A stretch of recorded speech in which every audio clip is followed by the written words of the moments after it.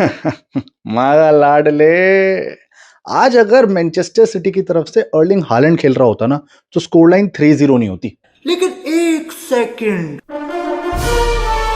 हाँ, obviously I know Erling Haaland खेल रहा था, लेकिन सिटी के साथ तो वो खेल गया। देखो, मैच से पहले इंक्लूडिंग मी बहुत सारे रियल मैड्रिड फैंस बिल्कुल हाथ जोड़ के खड़े थे कि मैनचेस्टर सिटी प्लीज हम पर दया रखना। और जब उसके बाद स्क्वाड लिस्ट आई, वो प्लेइंग 11 की लिस्ट आई, तब सबके आंसू छूट गए कि गोंजालो गार्सिया कहाँ है, ट्रेंट वर्सेस डोकू का क्या होगा, क्या फर्लैंड मेंडी सेविनो को रोक पाएगा। लेकिन मैं तुमसे एक ही चीज कहूंगा, जब कल रियल मैड्रिड के पास अटैक नहीं था ना, तो फेडी वेलवर्डे खड़ा था।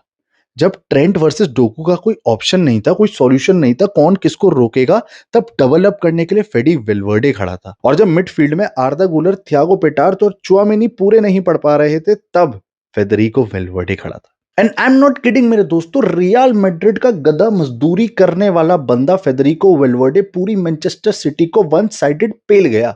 सब एक तरफ से विनीशियस विनीशियस चिल्लाते रह गए, बेलाविनी बेलाविनी, दूसरी तरफ से फेडी वेलवर्डे ने सिटी को खोल दिया। And I am not kidding, अगर मैं बोलूं भाई फेडी वेलवर्डे भैया रात को आपके साथ अब मैं ही सोऊंगा, तो ही डिजर्व्ड इट भाई। आई डोंट नो आपको ये पता है कि नहीं, बट फेडरिको वेलवर्डे ने अपने लाइफ टाइम प्रोफेशनल करियर के अंदर आज तक एक हैट्रिक नहीं मारी थी, बट कल पूरी सिटी को मार दिया। उसने इस चैंपियंस लीग के सीजन में 9 मैचेस में एक भी गोल नहीं मारा था, लेकिन कल 3 गोल मार दिए। पेप गार्डियोला इस मैच से पहले बहुत खुश थे, लेकिन कल गंजे का मुंह उतरावा था। All because of Federico Valverde. जहां पर फेडरिको वेलवर्डे की जितनी तारीफ करनी चाहिए, उतनी ही आरबी लोअर डिजर्व करता है, क्योंकि manager master class was on another level. क्योंकि रियल मैड्रिड के लोएस्ट टीम कंडीशन के अंदर कास्तिया एकेडमी के प्लेयर्स आके खड़े हो जाएंगे, हमारी इतनी वीक स्क्वाड डेप्थ होने के बाद भी वो अपनी जान झोंकने के लिए खड़े हो जाएंगे, ये किसने सोचा था। क्योंकि तुम मुझे एक चीज बताओ, अगर यहाँ पर आरबी लोआ के अलावा कोई और मैनेजर होता, तो क्या वो अकेडमी से प्लेयर बुलाता? नहीं,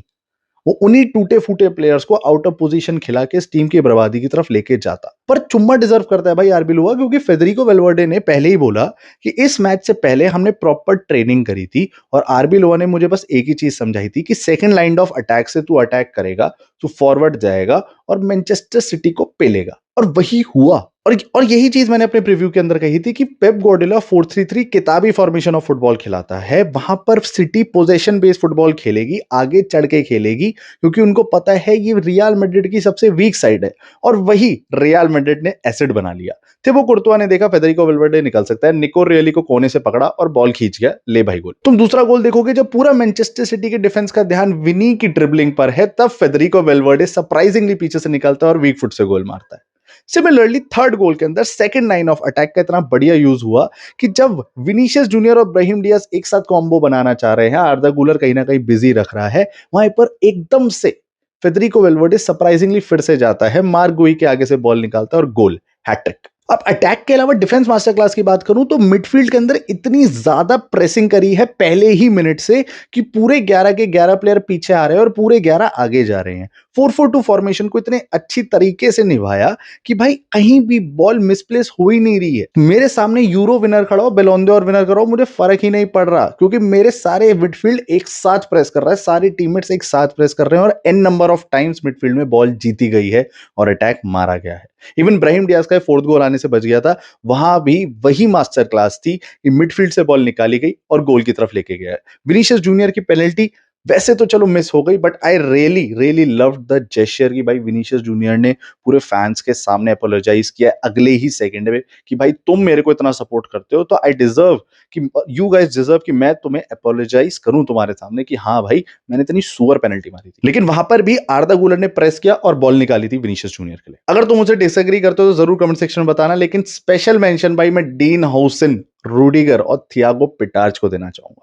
भाई रूडिगर कब से, कितना टाइम हो गया भाई अर्लिंग हालैंड को पॉकेट में रखता है, मतलब देखता भी नहीं है, थूकता भी नहीं है, उसको बस पता है वो आएगा तो मैं उसको पॉकेट कर दूंगा। हालैंड अपना आके 100% एफर्ट दिखा रहा है, लेकिन किसी को दिख ही नहीं रहा। मुझे खुद नहीं पता चला कब वो सब्स्टिट्यूट हो रहा था। मैंने कहा भाई ये फर्स्ट हाफ में नहीं गायब हो गया था, क्योंकि वहीं से पहले मिनट से ही हालैंड को अपने पॉकेट में रख लेता है। Similar went for dean Hausan. Dean Hausan को हम वहां से खींच के लाए थे कि प्रीमियर लीग में बोर्नमouth के साथ क्या बढ़िया परफॉर्मेंस दे रहा है। भाई को प्रीमियर लीग टीम्स के अगेंस्ट खेलने में अलग ही मजा आता है। दोनों पैर इतने कामली चला रहा था, इतनी बढ़िया पासिंग कर रहा था, इतने बढ़िया इंटरसेप्शंस कर रहा था कि लग ही नहीं रहा है कि ये वही 18-19 साल का लौंडा है जो अभी पिछले 3-4 मैच में गूं मचा के आया है। और भाई पूरा पूरा प्यार, पूरा सपोर्ट थियागो पिटार्ज को। ठीक है वो उसने बहुत बड़ी गलती करी थी जो हमारे द गोट थे वो कुर्तुआ ने बचा ली, वो the Spiderman save by reflexes at another level. लेकिन थियागो पिटार्ज की movement with the ball without the ball is on the next level. उसकी स्कैनिंग देख लो, उसके बॉल पे टचेस देख लो, उसकी मूवमेंट करते हुए एकदम से अटैक बिल्डअप बनाने के तरीके देख लो। वो देख के ऐसा लगता है ये थोड़ा सा मॉडरिच 2.0 और थोड़ा सा टोनी क्रूज 2.0 का मिक्स है। और वो छोटी छोटी जो कंपैरिजन हमारे माइंड में रहती है ना, क्योंकि हम 2016, 17, 18 रियल मैड्रिड देख के आए हैं, वो देखने के बाद ऐसा लगता है कि भाई दिस इज द प्लेयर जो आगे चल के बहुत कुछ फोड़ेगा। और इसलिए ही मुझे आर्बिलोआ पसंद आया। आई डोंट नो ये आगे चल के परमानेंट बनेगा या नहीं बनेगा। रियल मैड्रिड कोई और ट्रांसफर विंडोज से बंदे लाएगी नहीं लाएगी, अपने लोन प्लेयर्स को वापस लाएगी नहीं लाएगी, लेकिन मैं बस ये कहूंगा कि भाई ये जो पिटार्च है या फिर पलाशियोस है, इन सबको थोड़ा थोड़ा टाइम देता रहे। ला लीगा के एंड मैच डे तक एक्सेल कर दे इन प्लेयर्स को कि ये ए टीम में बने रहे। कि कोई भी अगर इफ इन केस 0.1% नया मैनेजर आता है तो वो आके इन प्लेयर्स को कंसीडर करे और मैड्रिड के साथ खिलाए। क्योंकि ये प्लेयर्स अगर लोन हो गए ना, मैं पेरिस के थप्पड़ दे दूंगा। और ये प्लेयर्स ना तुम्हें 40-50 मिलियन कॉस्ट नहीं करते हैं, ये सिर्फ एक चीज कॉस्ट करते हैं और वो है बढ़िया सा स्काउट।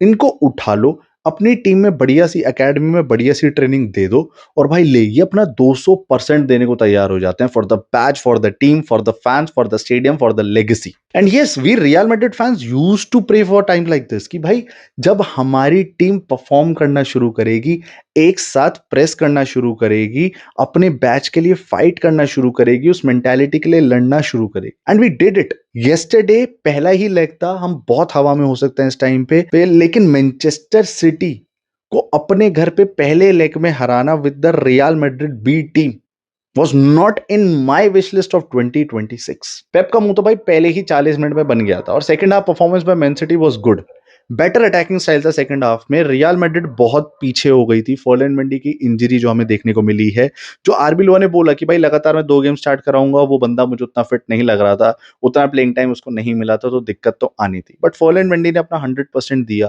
फर्स्ट हाफ के बाद से रियल मैड्रिड बहुत वीक लगने लगी थी। Man City was attacking as hell. Attackingly हम रियल मैड्रिड थोड़ा सा चांसेस बना पा रहे थे, वो ब्राहीम डियाज या विनीशियस जूनियर का जो बना, लेकिन उसके अलावा कोई ज्यादा बड़े चांसेस देखने को नहीं मिले। और अगर ऐसे ही पेप गार्डियोला ने हमें सेकंड लेग में रीड करके खेला, जो उसने अपने पोस्ट मैच इंटरव्यू में कहा भी है कि जो रियल मैड्रिड ने आज किया, that is more like a Federico Valverde brilliance, not totally real Madrid brilliance. अगर ऐसे 11 प्लेयर्स को उसने प्रॉपर्ली रीड कर लिया तो रेमंटाडा मैनचेस्टर सिटी भी बजा सकते, स्पेशली इतिहाद हम लोग वीक पड़ सकते हैं। 3-0 की स्कोर लाइन है, सेफ स्कोर लाइन है। क्या कीलन एम्बाप्पे को वापस आना चाहिए? कमेंट सेक्शन में जरूर बताओ। क्या कोई भी ऐसा और प्लेयर ऐड होना चाहिए? क्या इंजरी लिस्ट से वापस आना चाहिए जो शायद और बेटर हेल्प कर सके हमारी टीम को? नो डाउट मेरे को लेफ्ट बैक पे शायद करेरास वापस मिल जाए या मेंडी फिट होकर वापस मिल जाए तो भाई मैं खुश रहूंगा कि हाँ हम रोक लेंगे सिटी को। लेकिन अगर मार्मुश, चर्की, हालैंड, सेमेन्यो, टोकू ये सब एक साथ स्टार्ट करे ना तो सिटी पिटाई कर सकती है। बिलीव पूरा है, 100% फेथ इन रियल मैड्रिड। हाला माद्रिद इन आदमास मेरे दोस्तों। आखिरी तक आ गए हो तो वीडियो को लाइक करना बिल्कुल मत भूलना, चैनल को सब्सक्राइब कर देना और तुम्हारा सेकंड लेग को लेकर क्या ख्याल है वो कमेंट सेक्शन में जरूर बता देना।